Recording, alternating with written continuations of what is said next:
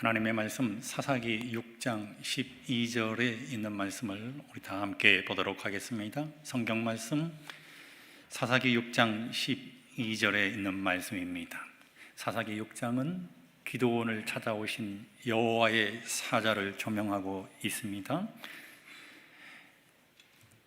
여호와의 사자가 기드온에게 나타나 이르되 큰 용사여 여호와께서 너와 함께 계시도다. 아멘. 오늘 우리가 보았던 사사기 6장은 여호와의 사자가 사사로 세우기 위하여 기드온을 찾아오시는 장면입니다. 오늘 여러분, 모세도 죽었습니다. 가나안 땅으로 이스라엘 백성들을 인도했던 탁월한 행정력, 그리고 용맹함, 그리고 용기 있는 리더십을 가졌던 여호수아도 죽었습니다. 그래서 하나님께서 이스라엘 백성들에게 사울이라고 하는 이 왕정 시대가 시작되기 전에 지파와는 상관없이 특별한 사람들을 선택해서 이스라엘 백성들의 지도자가 되게 하셨는데, 우리는 그들의 이름을 사사라 칭합니다. 그래서 사사 시대가 사울 왕정이 도래하기까지 약 350년 동안 이어져 옵니다. 그런데 오늘 사사기 6장에서는 하나님께서 특별한 사사를 임명하시고 그를 찾아오시는 장면을 보여주는데요, 그 사람의 이름이 기드온입니다. 가장 위대한 사사 가운데 한 사람이 기드온 아니겠습니까? 그런데 기드온 시대는 참으로 암울한 시대였습니다. 희망이라고는 찾아볼 수 없는 시대였습니다. 왜냐하면 미디안 백성들에게 이스라엘 백성들이 하나님을 떠나고 우상을 숭배하는 죄로 인하여 식민지로 전락했기 때문인 것입니다. 성경은 미디안의 핍박이 얼마나 심했는지 말입니다. 도무지 도성에서 살아갈 수 없는 이스라엘 백성들이 미디안 백성들을 피해서 산으로 갑니다. 그래서 산성에 거합니다. 산성에도 거할 수 없으니까 이번에는 구멍을 뚫고 들어가서 그곳에 살면서 말입니다, 미디안 족속들을 두려워합니다. 심지어 미디안 족속들은 이스라엘 백성들이 파종한 전답을 다 짓밟아 버립니다. 그들이 키우고 있는 짐승도 다 빼앗아 갑니다. 그래서 이스라엘 백성들이 말입니다, 더 이상 살아갈 수 있는 방도가 없는 것입니다. 아사 직전에 처한 것입니다. 성도 여러분, 그리스도인이 한계점에 도달하게 되면 가장 먼저 해야 할 일이 무엇일까요? 그것은 하나님을 향하여 부르짖어야 한다고 하는 것입니다. 이스라엘 백성들이 한계점에 다다라서 아사 직전에 처하게 되자 하나님의 이름을 부릅니다. 하나님, 무엇 때문입니까? 왜 우리가 이런 아픔을 겪어야 합니까? 하나님께서 6절로 10절에 있는 말씀을 보면 이스라엘 백성들이 우상을 숭배하는 죄 가운데 빠졌기 때문이라고 말합니다. 하나님을 떠났기 때문이라고 말합니다. 그런데 하나님께서는 말입니다, 이런 이스라엘 백성들의 부르짖음에 응답하십니다. 그 응답이 무엇이었습니까? 하나님께서 이스라엘 백성들을 위하여 직접 나서셨습니다. 그리고는 위대한 사사를 이스라엘 백성들을 위하여 선택하고 보내게 됩니다. 기드온인 것입니다. 그런데 여러분, 우리 인생이 한계점이라고 스스로 생각되어지면 하나님의 이름을 부르시기 바랍니다. 최근에 저희 교회에 신앙을 다시 회복하고 하나님의 성전으로 돌아온 한 여청년의 이야기를 성도 여러분들과 함께 은혜로 나누기를 원합니다. 서울 36 고등학교를 다닐 때 예수님을 개인의 구주로 영접합니다. 엄마 아빠에게 전도합니다. 그 엄마 아빠가 교회에 잘 정착해서 교회 집사님으로 봉사하고 있습니다. 천명 선교사도 다녀옵니다. 근데 여러분 뿐만 아니라 말입니다. 학생반 교사로 일하면서 학생반의 부흥도 이루어냈습니다. 그런데 생업의 전선에 뛰어들다 보니까 너무 바쁘게 일상이 돌아가는 것입니다. 과중한 업무에, 그리고 출장에 뿐만 아니라 제품 개발에, 또 영업을 해 나가면서 말입니다, 하나님의 성전에 머물 시간이 없는 것입니다. 그래서 자동적으로 하나님의 성전에서 떠나게 되었습니다. 그리고 시간이 날 때마다 하나님의 성전에 나오기는 했습니다. 그래서 하나님 앞에 최근에 부르짖었습니다. 하나님, 어떻게 해야 하겠습니까? 하나님의 뜻이 무엇입니까? 하나님의 성전으로 돌아가고 싶습니다. 하나님께서 어떤 응답을 이 청년에게 주셨을까요? 놀랍게도 하나님께서 이 청년의 가슴 속에 응답하셨는데, 내가 지금 하고 있는 모든 일을 접어라, 그리고 하나님의 성전으로 돌아오라. 이 청년이 그 부름에 응했습니다. 그리고 최근에 교회에 나오게 되지 않았습니까? 지금은 하나님의 성전에 찾아오다가 교통사고를 당해서 잠시 병원에 입원해 있지만, 하나님께서는 그 청년의 부르짖음에 응답하신 것입니다. 한계점에 이르는 청년의 기도에 응답하신 하나님께서 오늘 우리 모든 성도들의 기도에 응답하게 되시기를 주님의 이름으로 간절히 축원드립니다. 부르짖는 이스라엘 백성을 위하여 하나님이 답을 주셨습니다. 위대한 사사 기드온을 부르신 것입니다. 부르짖는 이스라엘 백성들을 위하여 하나님께서 직접 나서서서 하나님께서 활동하시는 장면을 성경은 우리에게 보여주고 있는 것입니다. 기드온에게 나타난 여호와의 천사는, 여호와의 사자는 기드온이 당시 어떤 상황 가운데 있었는가를 보여주고 있습니다. 사사기 6장 11절에 있는 말씀을 보면, 여호와의 사자가 아비에셀 사람 요아스에게 속한 오브리에 이르러 상수리 나무 아래에 앉으니라. 마침 요아스의 아들 기드온이 미디안 사람에게 알리지 아니하려 하여 이 비겁한 이 기드온의 모습을 보게 된 것이죠. 미디안 사람들에게 들키고 싶지 않았습니다. 그래서 킹 제임스 버전 성경에서는 숨기려고 라고 번역을 했고, 공동 번역 성경에서는 들키지 않으려고 라고 번역을 했습니다. 밀을 타작하는데 포도주 틀에서 타작을 했다고 이 사사기 6장 11절은 기록하고 있지 않습니까? 근데 사사기 6장 12절은 여호와의 사자가 기드온에게 나타나 이르되 큰 용사여 여호와께서 너와 함께 계시도다 라고 기록했습니다. 성도 여러분, 사실은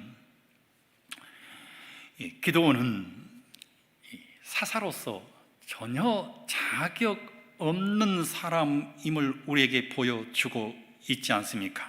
왜냐하면 좁디 좁은 이 창고에서 말입니다, 포도주 틀 위에 올라가서 자신을 숨기려고 말입니다, 들키지 않으려고 밀을 타작하고 있는 겁쟁인 모습을 우리는 보고 있는 것입니다. 용기라고는 찾아볼 수 없는 사람입니다. 용맹함도 없습니다. 지도자로 쓰임밖에 턱도 없이 모자란 사람이었습니다. 우리가 생각하는 기드온의 모습을 전혀 발견할 수 없는 것입니다. 미디안의 눈을 피하여 부끄러운 순간에 찾아오시는 분은 누구이실까요? 여호와의 사자입니다. 내가 가장 연약할 때, 내 스스로의 한계점에 부닥쳐서 스스로 모든 문제를 해결할 수 없을 때 우리 가운데 찾아오시는 분이 누구이실까요? 성도 여러분, 여호와의 사자입니다. 우리가 가장 부끄러울 때 찾아오시는 여호와의 사자.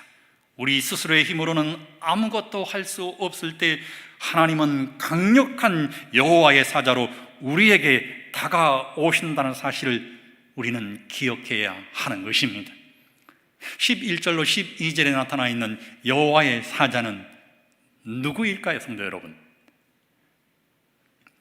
12절에 있는 말씀을 보면 여호와의 사자가 와서 여호와께서 너와 함께 하신다라고 기록합니다. 그런데 말입니다, 대화의 상대가 여호와의 사자에서 여호와로 바뀌는 장면이 14절로 16절에 등장합니다. 여호와께서 말씀하셨다. 그리고 20절에는 다시 여호와의 사자가 아니라 하나님의 사자로 등장합니다. 21절은 여호와의 사자로 또 등장합니다.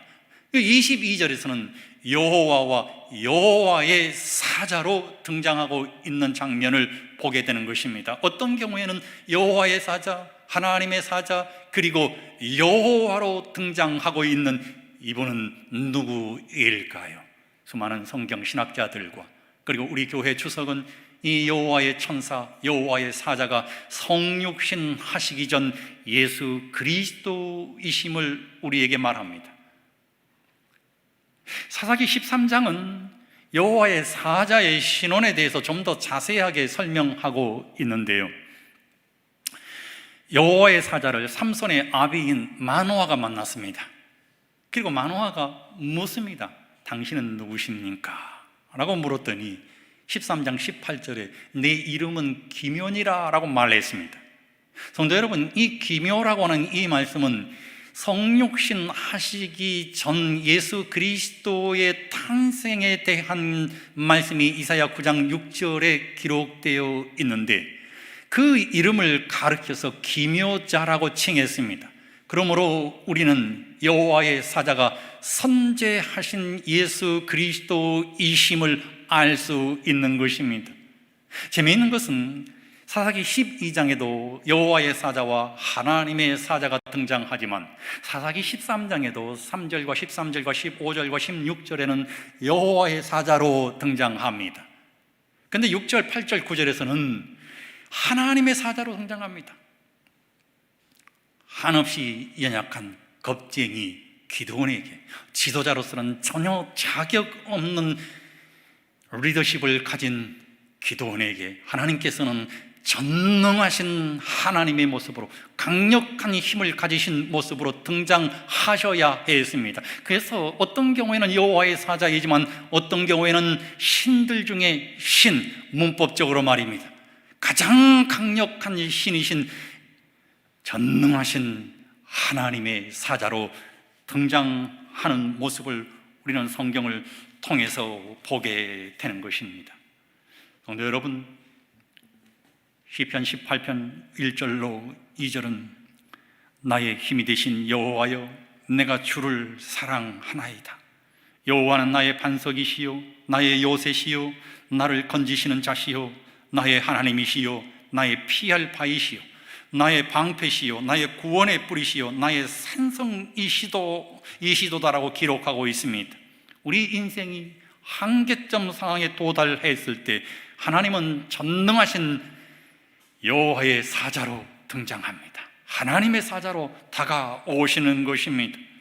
성도 여러분, 하나님은 보통 하나님이 아니십니다. 우리가 인생의 한계점에 부닥치게 되었을 때, 우리가 하나님 앞에 부르짖게 되었을 때 하나님은 가장 강력한 힘을 가지신 예수 그리스도의 모습으로 우리에게 다가오신다는, 여호와의 사자로 다가오신다는 사실을 우리 모든 성도들이 기억하게 되시기를 주의 이름으로 간절히 축원드립니다.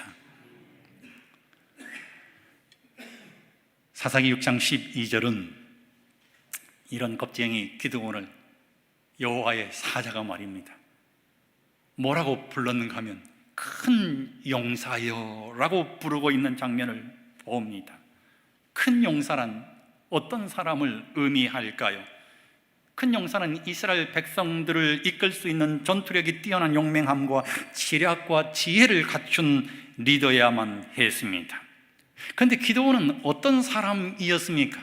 우리가 방금 보았던 것처럼 기드온은 좁고 좁은 포도주 틀에 앉아서 미디안 족속을 피하여 숨어서 타작하는 소심한 모습을 보이고 있습니다.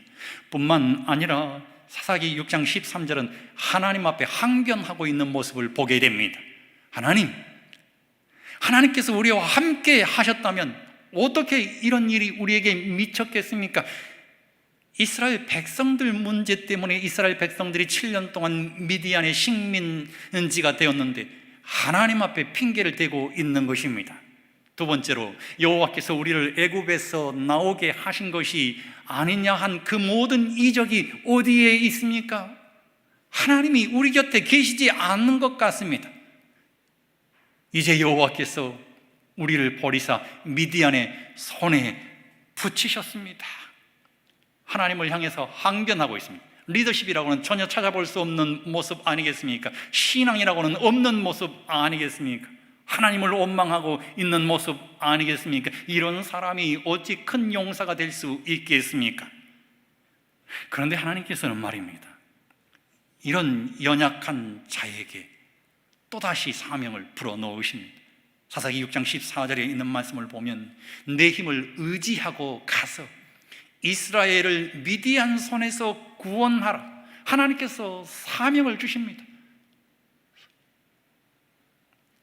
그런데 말입니다, 사사기 6장 15절에 있는 말씀을 보면 하나님, 나는 너무 작은 자입니다. 나는 너무 연약한 사람입니다. 므낫세 중에서도 극히 약한 사람입니다. 제일 작은 제가 어떻게 하나님의 소명에 응답할 수 있겠습니까? 이스라엘 백성들을 도무지 이끌 자신이 없습니다라고 얘기합니다.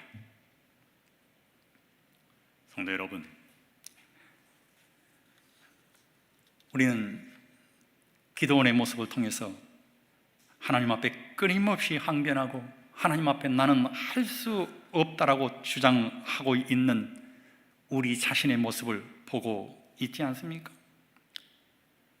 그런데 하나님께서는 용사가 될 수 없는 우리에게, 비겁하고 소심하고 하나님을 탓하고 표징을 구하고 겁이 많은 우리에게 기드온에게 용기를 주셨던 것처럼 용기를 주신다는 사실을 기억해야 합니다.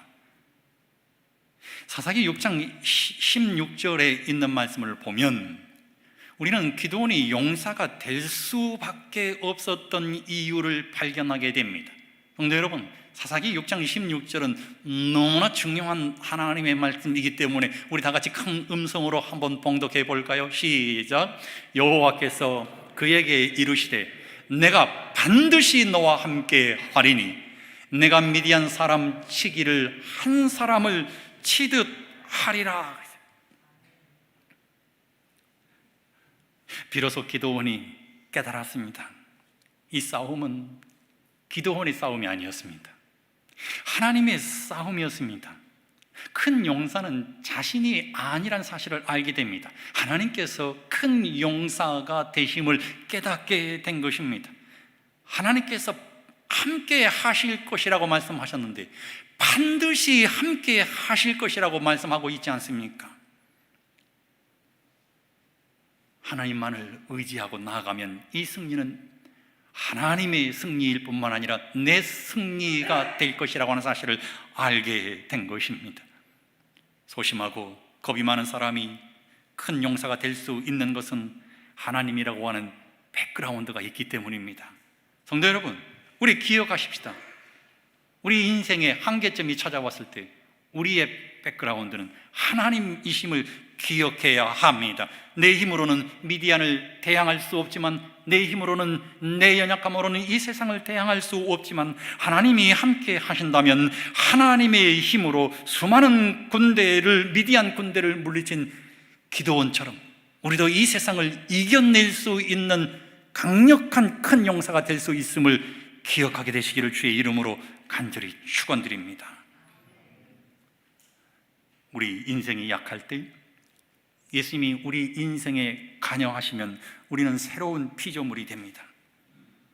아브라함이 됐습니다. 입이 어눌하고 혀가 짧은 모세가 말입니다, 200만 대군을 적과 꿀이 흐르는 가나안 땅으로 인도했습니다. 갈대 같은 시몬이었던 베드로가 말입니다, 반석이 되어 사람 낚는 어부가 되었습니다. 하나님께서 반드시 함께 하셨기 때문인 것입니다. 성도 여러분, 나사로가 죽어서 나흘 동안 썩었습니다. 주님께서 함께 하셨을 때 나사로가 부활했습니다. 나사로가 무덤을 열고 나왔습니다. 새로운 피조물이 된 것입니다. 예수님이 우리와 함께 하시면 회복되지 못할 것이 없음을 기억하게 되시기를 소망합니다. 사도 바울은 자랑할 것이 많았습니다. 사도 바울에게는 강한 것이 많았습니다. 그는 명예도 가졌고, 그는 권력도 가졌고, 그는 부도 가졌습니다. 뿐만 아니라 그는 학문적으로 아주 높은 위치에 있었습니다. 세상의 모든 지식을 다 갖고 있는 사람이었습니다. 그런데 그가 이런 고백을 우리에게 합니다. 나의 여러 약한 것들에 대하여 자랑하리니 이는 그리스도의 능력이 내게 머물게 하려 함이라. 내가 약한 그때에 강함이라. 성도 여러분, 우리는 기억해야 합니다. 우리는 큰 용사가 아닙니다. 하나님이 우리의 큰 용사이심을 기억할 때 우리는 이 세상에서 승리자가 될 수 있음을 반드시 기억해야 합니다. 출애굽기 15장 3절은 이렇게 기록합니다. 성도 여러분, 이 말씀도 오늘 설교 말씀에 너무나 중요한 본문의 말씀이기 때문에 큰 음성으로 한번 봉독해 보십시다. 시작. 여호와는 용사시니 여호와는 그의 이름이시로다. 나의 전쟁은 여호와의 전쟁입니다. 하나님은 우리가 치료해야 할 전쟁에 능하신 분이십니다. 우리의 인생에서 하나님이 함께 하시면 우리는 작은 용사이지만 하나님께서 큰 용사이시기 때문에 우리가 큰 용사가 될 수 있다고 하는 것입니다. 아무리 소심하고 겁이 많은 사람이라 할지라도 하나님이 함께 하시면 세상이 감당할 수 없는 사람이 되는 것입니다. 하나님이 용사이시기 때문입니다. 기도원은 무능한 사람이었지만 하나님께서 함께 하셨기 때문에 용감해지고 지혜가 많아지고 이스라엘을 이끌어갈 용사가 될 수 있었습니다. 성도 여러분, 세상을 대적하여 승리하고 싶으십니까? 큰 용사이신 여호와 앞에 거하게 되시기를 주의 이름으로 간절히 소망합니다. 왜냐하면 우리의 연약함 속에 여호와의 사자의 전능함이 묻어나기 때문입니다. 우리는 사사기 6장 24절에서 여호와의 사자가 기드온에게 여호와 샬롬 하나님으로 찾아오시는 장면을 발견하게 됩니다. 기드온이 여호와를 위하여 거기서 단을 쌓고, 단을 쌓았다는 이 말씀의 의미는 무엇입니까? 예배를 드렸다고 하는 것입니다. 기드온이 소심하고 겁쟁이고 지혜도 없고 용맹함도 없었지만 그가 정말 잘한 한 가지 일이 있었는데 말입니다. 하나님 앞에 나아가서 예배드리기를 즐겨했다고 합니다. 우리는 기드온의 이런 모습을 닮아야 합니다. 그가 하나님 앞에 나아가서 예배하는 백성이었기 때문에 하나님께서 그를 부르신 것입니다. 기드온이 단을 쌓았습니다. 그리고 그 단의 이름을 뭐라고 붙였습니까? 여호와 샬롬이라고 붙였습니다. 그런데 우리가 사사기 6장에 있는 말씀을 보면 참 재미있는 장면들을 발견하게 되는데, 기드온의 연약함이 다시 한번 드러나게 되는 장면을 봅니다. 사사기 6장 17절은 말입니다. 하나님, 내게 표징을 좀 보여주십시오. 하나님이 하나님의 사자이고 여호와의 사자인 표징을 좀 보여주시면 안 되겠습니까? 그래요. 만일 정말 하나님이시라면 제가 예물을 가지러 갈 테니 여기 계셔 주십시오. 그랬더니 여호와의 사자가 그렇게 하겠다고 그랬습니다. 그래서 기드온이 말입니다, 예물을 가지러 갔습니다. 그런데 예물을 가지러 간 기드온이 말입니다, 어떤 일을 하고 있었는가 하면 음식을 조리하기 시작했습니다. 새끼 염소고기를 마련하고 무교전병을 굽고 말입니다. 그리고는 또 국을 끓이기 시작했어요. 그리고는 그 맛있는 한 상을 가지고 와서 여호와의 사자 앞에 딱 놓았습니다. 이것은 무엇을 의미하는가 하면 이 여호와의 사자가 하나님이 아니라 선지자쯤일 것이다라고 생각한 기드온의 모습을 볼 수 있습니다. 그래서 이 여호와의 사자가 그것을 먹는다면 나는 하나님에게 부탁할 것이다 라고 생각을 했을 것 같습니다. 근데 여호와의 사자인 예수 그리스도께서 말입니다, 바위 위에 새끼 염소고기를 올려놓으라, 그리고 그 위에 또 무교 전병을 쌓으라 그랬습니다. 그리고는 국물을 그 위에 뿌리라고 그랬습니다. 마치 갈멜 산상에 이 엘리야의 모습을 보고 있는 것 같지 않습니까?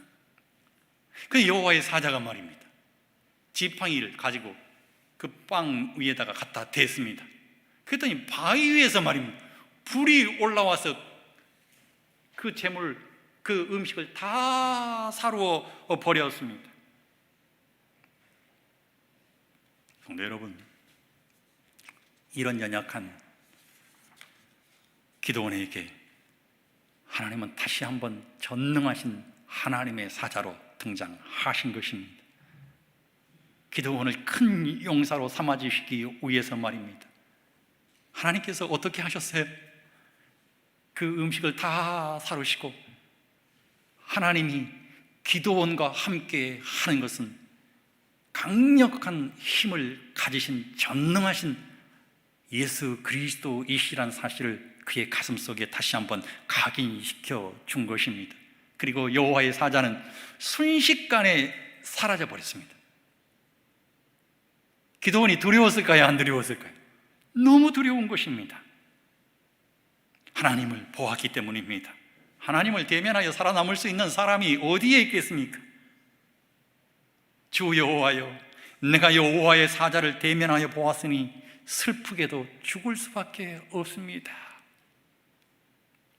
하나님께서 사사기 6장 23절에 그를 안심시키시는데요, 여호와께서 그에게 이르시되 너는 안심하라, 두려워하지 말라, 죽지 아니하리라.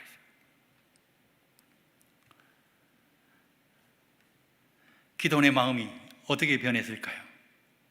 갑자기 하나님께서 함께 하시겠다고 하시는 그 말씀이, 수도 없이 했던 그 말씀이 떠올랐습니다. 큰 용사여 불러주신 그 하나님의 놀라우신 은혜가 그의 가슴 속에 떠올랐습니다. 그랬더니 말입니다, 마음속에 있었던 모든 두려움이 사라졌습니다. 그리고는 하나님 앞에 예배를 드립니다. 단을 쌓았습니다. 그의 가슴 속에 찾아온 평화를 상징하는 그 단의 이름을 여호와 샬롬이라고 붙였습니다.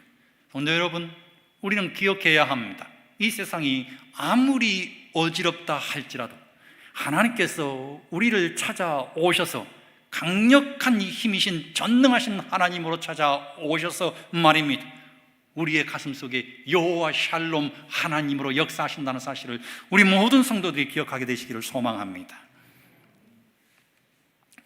제가 토평교회를 부임해서 지난 5년 동안 2번의 교통사고를 당했습니다. 또 자전거를 타다가 또 넘어지기도 했습니다. 그래서 목이 별로 좋지 않아요. 그래서 우리 장흥섭 집사님이 가르쳐 주신 방법대로 열심히 제 스스로 노력을 해서 좋아졌는데, 이 2주 전 금요일 아침에 밥을 먹고 출근을 하고 있는 길이었는데 갑자기 말입니다, 제 이 오른쪽 뼈 이 견갑골 부위를 칼이 와서 그냥 콕 찌르는 듯이 아픈 것입니다. 그래서 그 자리에서 주저앉았습니다. 다시 일어나가지고 별로 대수롭지 않게 생각해가지고 아침 조회를 하고 난 다음 이제 하나님의 말씀을 이제 연구하기 시작했는데, 그날 저녁에 설교하려고 하는데 도무지 설교를 할 수 없을 정도로 아팠습니다. 그 다음날 안식일 날 제가 그 설교 제목을 하필이면 희망이라고 하는 이름으로라고 하는 제목을 붙였어요. 근데 너무너무 아파가지고 일부 설교를 하는데 할 수가 없는 것입니다. 그래서 제가 성경책 위에 이 찬미가를 밑에 놓고 해서 제 손을 이렇게 얹고 말입니다, 정말 고통스럽게 희망이라고 하는 이름으로 하는 말씀을 선포했습니다.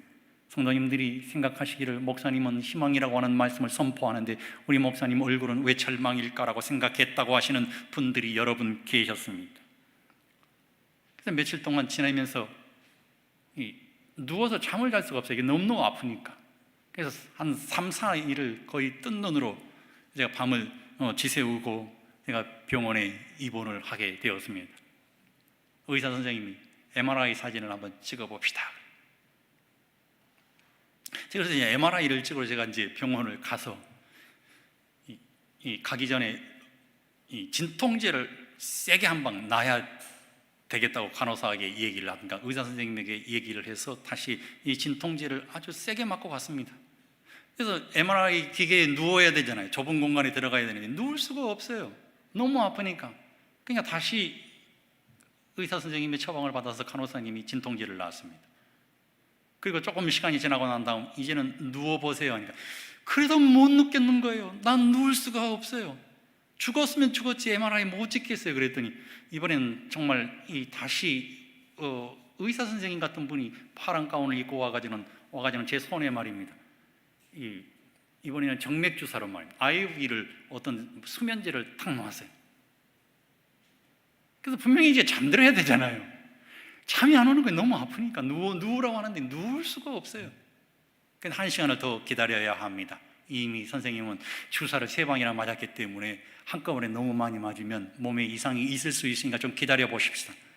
그리고 그렇게 한 1시간 이제 기다리고 난 다음에 의사 선생님이 오셔가지고 이번에는 프로포폴을 이 투약을 했습니다. 그래서 제가 잠을 이제 들어가지고 이 MRI가 찍어지고 있었는데 불과 얼마 되지 않았는데 깨버려서 20분 동안 자야 되는데 한 10분 정도 지나고 난 다음에 깨었습니다. 너무 아픈 거예요. 그래서 일어나려고 막 용서 좀 막 힘을 막 주고 있는데 어떤 두 사람이 갑자기 제 이 허벅지를 꽉 누르는 거예요. 방사선의 이 기사들이 말이에요. 두 사람이 들어와가지고 저를 꼼짝 못하게 제압을 그래서 제가 사진을 찍어가지고 그 사진을 가지고 가서 보았더니 말입니다. 이 목 디스크 6번, 7번이 너무 많이 터져가지고 수술을 할 수밖에 없는 상황이 된 것입니다. 급성일 경우에는 이 주사 치료만이라도 될 수 있는데 말입니다. 우리 집사람이 매일 집에 오면 얼음 주머니를 대기 일수입니다라고 일러 바쳐가지고 제가 수술을 받게 된 것입니다. 근데 여러분, 저는 세상에 태어나가지고 전신 마취로 수술을 받아보기는 처음입니다. 처음에는 두려웠습니다. 참 어떻게 할까라는 그런 생각이 들기도 했지만 하나님께서 함께 하시면 이 모든 어려움을 이겨낼 수도 있겠다 생각이 들어갔습니다. 그래서 우리 집사님들에게 특별 기도를 요청하고 우리 장로님들에게 특별 기도를 요청하고 우리 모든 성도님들에게 담임 목사님을 위해서 기도하라. 그랬더니 여러 우리 집사님들이 기도하시겠다고 장로님들이 기도하시겠다고 특별히 그 시간에 하나님 앞에 작정 기도하시겠다고 하시는 집사님들도 계셨습니다. 그래서 얼마나 큰 힘이 되는지요. 근데 여러분, 우리가 힘이 들 때 우리 성도님들에게 기도를 요청하십시오. 그것이 큰 힘이 되는 것입니다. 어려움 가운데 말입니다. 드디어 수술 시간이 되었습니다. 이 수술실에 가기 위해서 그 침대에 이동하는 그 침대에 눕는데 말이에요. 두려워해야 되는데 너무 평안한 거예요. 나는 전신마취에서 이제 죽으러 가는데 이렇게 평안할 수가 있단 말인가?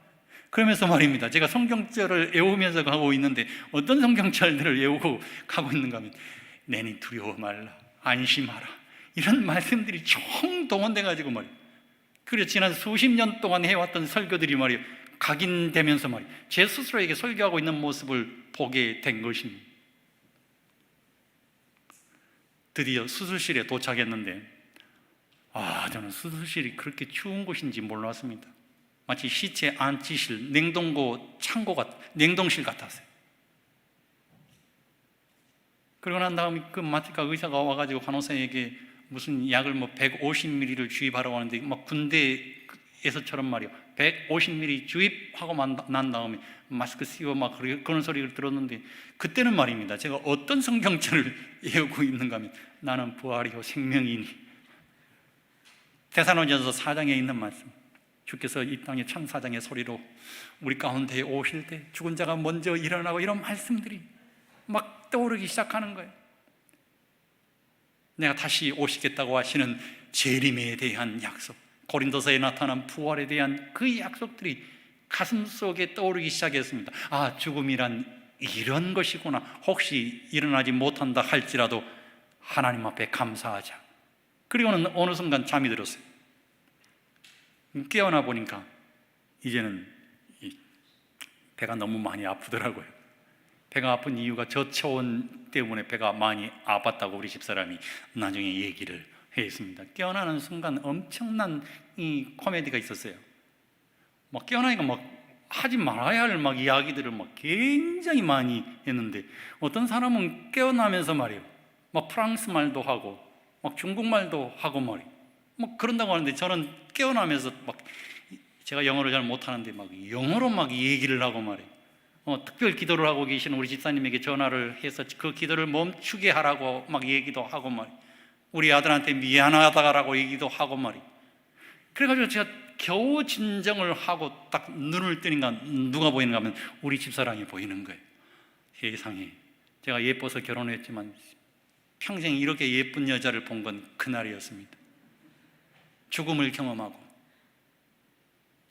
무덤 속에서 나왔을 때 내 사랑하는 가족들을, 내 사랑하는 아내를, 내 사랑하는 남편을, 내 사랑하는 자식들을 보는 것 같았기 때문인 것입니다. 성도 여러분, 우리는 반드시 기억해야 합니다. 무엇을 기억해야 할까요? 내가 어떤 환경 가운데 처한다 할지라도, 내가 어떤 한계점 가운데 이르러 온다 할지라도 나와 함께 하시는 전능하신 하나님, 여호와의 사자, 하나님의 사자 예수 그리스도께서 내게 평강을 주신다는 사실을 기억해야 하는 것입니다. 이사야 9장 6절은 이는 한 아기가 우리에게 낳고 한 아들을 우리에게 주신 바 되었는데 그 어깨에는 정사를 메었고 그 이름은 기묘자라, 모사라, 전능하신 하나님이라, 용존하시는 아버지라, 평강의 왕이라 할 것임이라. 우리가 연약할 때, 우리가 죄인 되었을 때, 우리가 원수 되었을 때 평강의 왕이신 그리스도 예수께서 이 땅에 오셔서 십자가에 달려 돌아가심으로 시편 29편 11절의 말씀이 우리의 말씀이 된 것입니다. 여호와께서 자기 백성에게 힘을 주심이요, 여호와께서 자기 백성에게 무엇을 주시리로다? 평강을 주시리로다.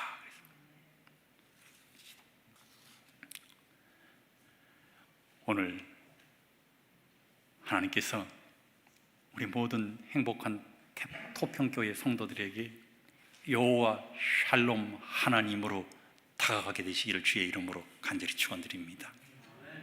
저는 이제 말씀을 마치면서 여룹바알엘 여러분들과 함께 말씀을 드리고 오늘 말씀을 마치기를 원하는데, 이 하나님께서 기도원을 사사로 부르시기 위해서 말입니다, 한 가지 시험을 합니다.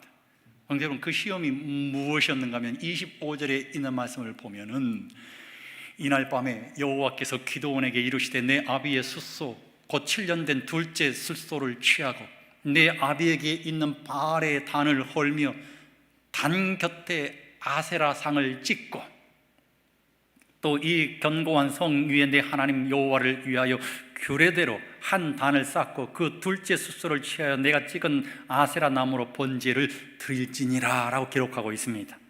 이로 보건대 기드온의 아비도 말이에요, 바알을 숭배하고 아세라를 숭배하는 사람이었던 것 같습니다. 그런데 우리는 다시 한번 기드온이 우리와 똑같은 성정을 가진 사람이라고 하는 사실을 이와 같은 성경절에서 발견하게 되는데 말입니다. 기드온이요, 당장 달려간 게 아닙니다. 동네 사람들이 너무 두려운 것입니다.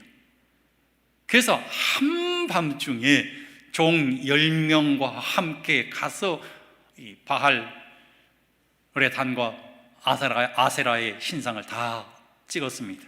그리고는 둘째 숫소를 잡아서 여호와 앞에 제사를 드리고 있는 장면을 우리는 성경을 통해서 보게 됩니다.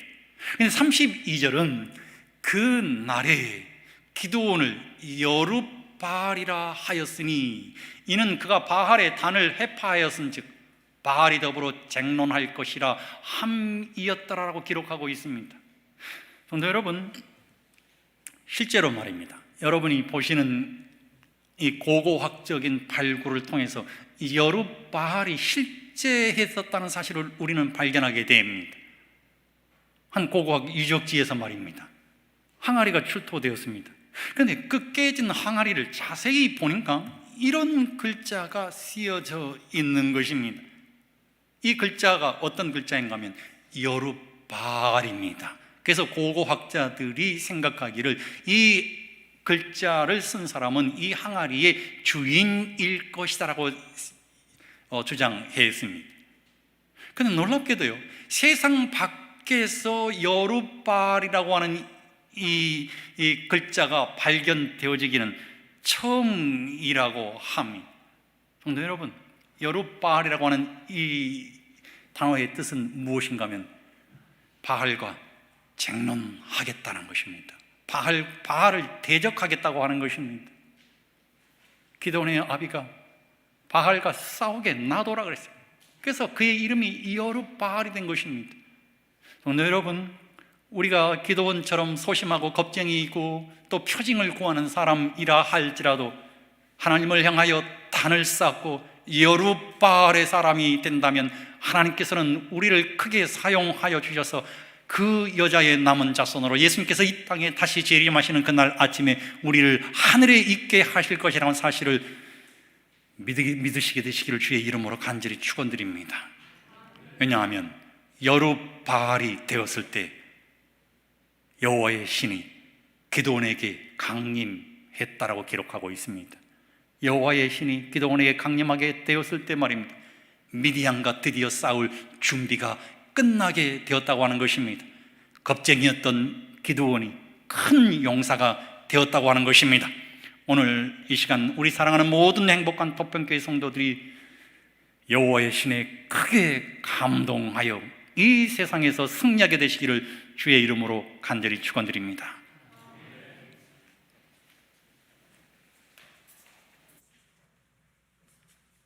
헌금을 위한 말씀입니다.